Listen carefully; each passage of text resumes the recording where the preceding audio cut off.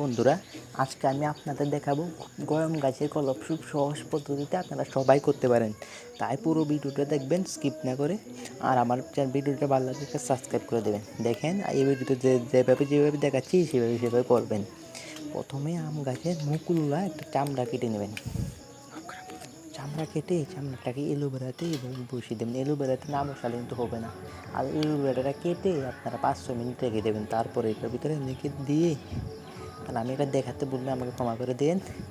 আর এই চামড়াটার ভিতরে রসুন ঘষে দিন। আমি দেখাতেই পারি নাই, তাই আপনারা রসুন ঘষে দেবেন আর আমাকে ক্ষমা করে দেবেন, আপনারা দেখাতে পারছি না। এভাবে দিয়ে আমরা না খেয়ে রসুন নেই, তাই আমি দেখাতে পারছি না।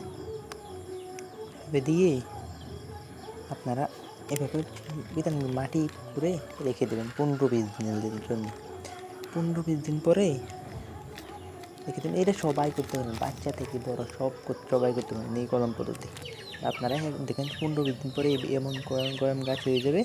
আর ওটার ভিতরে 1 বছরের মধ্যে গরম ধরে যাবে। ভিডিওটা ভালো লাগলে একটা লাইক করে দেবেন, একটা সাবস্ক্রাইব করে দেবেন। আর আমার চ্যানেলে সবসময় পাশে থাকবেন। আর এত কষ্ট করে ভিডিও বানাই, একটা লাইক করে একটা সাবস্ক্রাইব করে দিতে পারেন। দেখেন, আর এটা আছে না, এটা মানে গাছটাতে